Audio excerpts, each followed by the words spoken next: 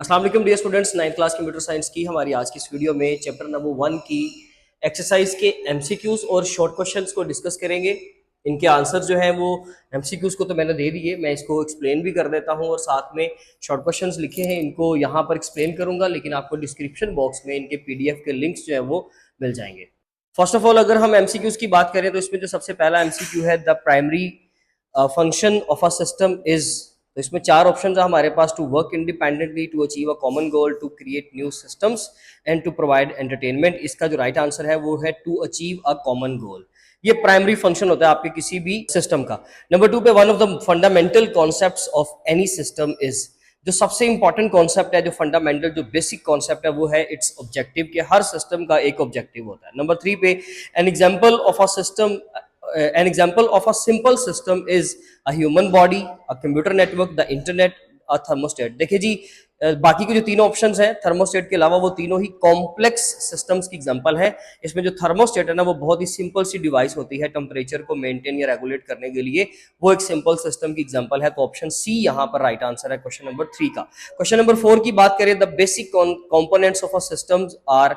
एक सिस्टम के जो सबसे बेसिक कॉन्सेप्ट्स होते हैं वो सारे आपके components, objectives, components, environment and communication, ये चारों पॉइंट्स आपने लिखने हैं। जिस ऑप्शन में ये चारों मौजूद होंगे उसको टिक करेंगे। तो यहाँ पे कौन सा है? बी ऑप्शन राइट आंसर है। Question number 5, which of the following describes the von Neumann architecture's main characteristic.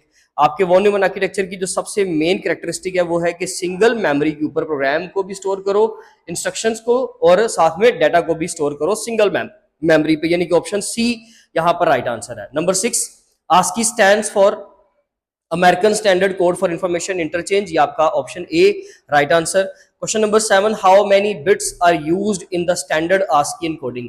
Standard ASCII encoding जो होती है वो 7 बिट एनकोडिंग स्कीम होता है, और जो एक्सटेंडेड आस्की होता है वो 8 बिट होता है, लेकिन यहाँ पर स्टैंडर्ड की बात हो रही है तो ऑप्शन ए जो है वो राइट आंसर है, यानी कि 7 बिट्स। क्वेश्चन नंबर 8 है, how many bytes are used to store a typical integer. एक इंटीजर को स्टोर करने के लिए कंप्यूटर में हम 4 बाइट्स यूज करते हैं, यानी कि ऑप्शन सी राइट आंसर है। Which software is used to enhance system performance and security? System की परफॉर्मेंस, किसी भी पर्टिकुलर सॉफ्टवेयर की परफॉर्मेंस या उसकी सिक्योरिटी को इंक्रीज करने के लिए हम लोग इस्तेमाल करते हैं यूटिलिटी सॉफ्टवेयर को, याद रखिएगा।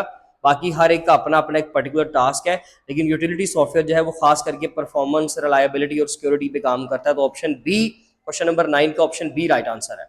अगर क्वेश्चन नंबर 10 की बात करें तो विच of the following is an example of application software.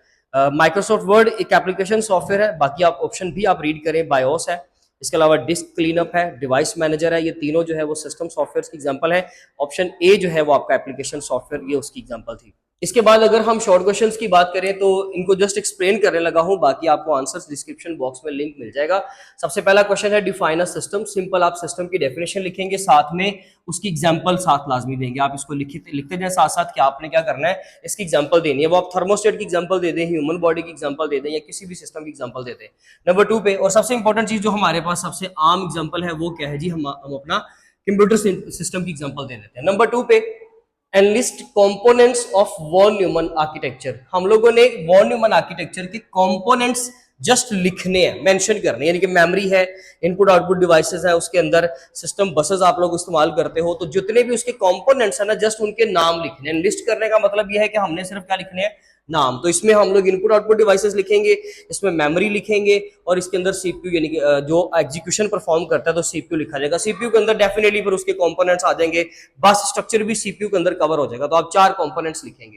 Question number 3 है, enlist the 4 main steps in von Neumann architecture. Wording में भी थोड़ी बहुत आपको चेंज नजर आए, मैंने यहाँ पर बहुत सिंपल करके शॉर्ट में लिखे, आप देख लीजिएगा। अगर थोड़ी बहुत वर्डिंग चेंज भी हो रही है तो क्वेश्चन का मतलब तो एटलीस्ट यही है। तो हमने 4 कंपोनेंट्स बताने, 4 मेन स्टेप्स बताने हैं जी जो वॉन न्यूमन आर्किटेक्चर के।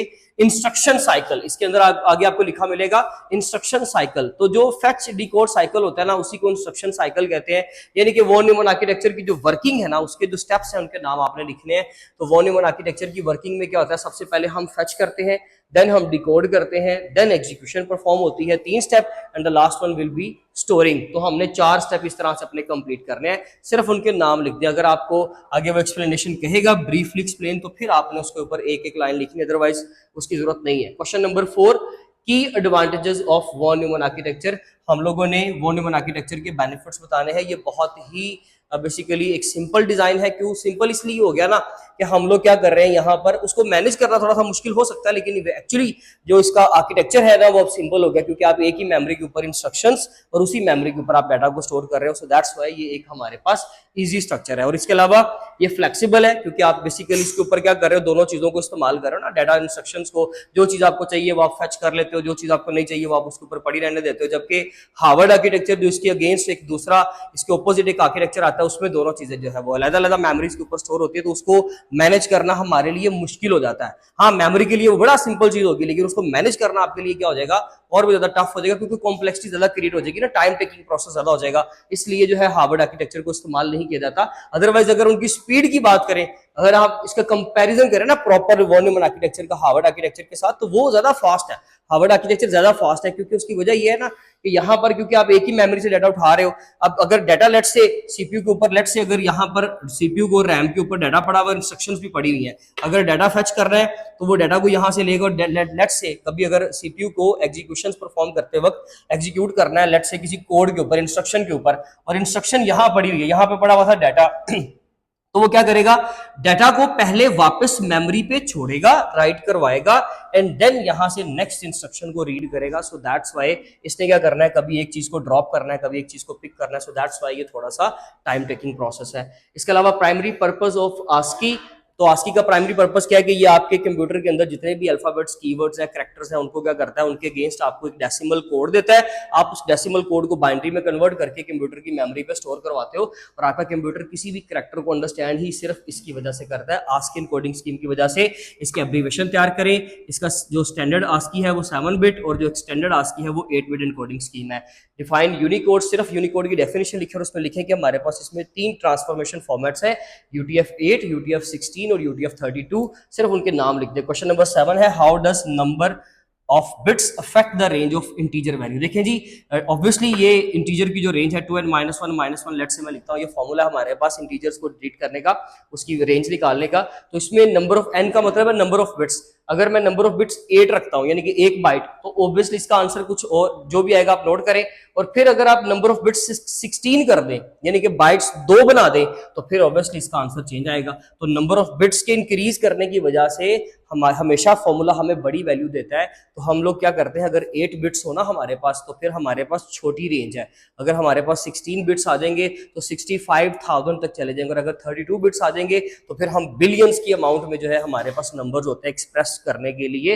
इसलिए नंबर ऑफ बिट्स को इंक्रीज करने से हमारी हमेशा इंटीजर वैल्यूज की रेंज जो है वो बढ़ जाती है, जो हम अपने कोड में या कोडिंग में इस्तेमाल कर सकते हैं। क्वेश्चन नंबर 8 है, define system software. Simple system software की डेफिनेशन लिखनी है और साथ में 2 एग्जांपल उसकी देनी है। आप बेशक उसमें ऑपरेटिंग सिस्टम की एग्जांपल दे दें, आप डिवाइस मैनेजर की एग्जांपल दे दें। क्वेश्चन नंबर 9 है, system software versus application software, दोनों को कंपैरिजन करेंगे। पहले हम सिस्टम सॉफ्टवेयर के बारे में बात करेंगे, then application software. System software में कंपल्सरी, मैंडेटरी सॉफ्टवेयर और application software that is optional.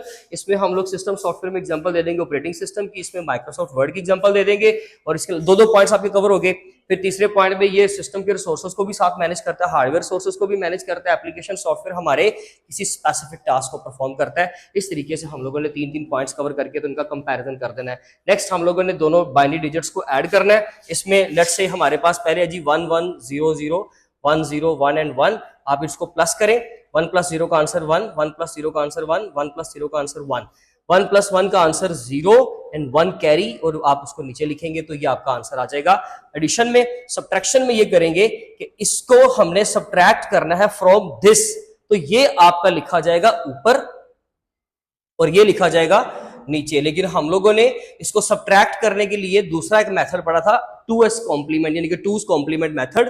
तो आप क्या करें, इसको पहले इन्वर्ट करें, 2s कॉम्प्लीमेंट निकाले ना मेथड, इसका 2s कॉम्प्लीमेंट मेथड अगर इंप्लीमेंट करते हैं तो उसको आप चेंज करेंगे। आप क्या करेंगे, पहले इसको हम देखते हैं जी, इन्वर्ट करते हैं, 1 1 0 एंड 0 एंड देन +1 कर दें यहाँ पे 1, ये लीस्ट सिग्निफिकेंट बिट के अंदर, तो 1 + 0 का आंसर क्या आ गया 1 and remaining as it is आ गए जी। अब ये आपका जो बिट बेसिकली एक निबल था, यानी कि 4 बिट्स थे, इसमें कन्वर्ट हो गए। अब आप इन दोनों को सिर्फ ऐड भी कर दोगे ना, तो उसका मतलब यही होगा कि आपने इसको सब्ट्रैक्ट किया है फ्रॉम दिस, ठीक है जी। तो फिर अब आप क्या करेंगे, अब आपका होगा क्वेश्चन कुछ इस तरह से 1 0 1 0 एंड 1 1 एंड 0 1, ठीक है जी। अब आप जस्ट इनको ऐड कर लें, 1 1 1 एंड 0 + 1, वो सेम आंसर आ गया, ठीक हो गया। लेकिन मैं फिर भी इनके आंसर जो है वो आपको प्रॉपर्ली प्रोवाइड कर दूंगा, आप इसका भी स्क्रीनशॉट ले लें, आपके काम आएगा। बाकी इंशाल्लाह मिलते हैं आप नेक्स्ट वीडियो में, जब हम इसके लॉन्ग क्वेश्चंस को डिस्कस करेंगे। तब तक अपना ख्याल रखें। Thank you so much. Allah हाफिज़।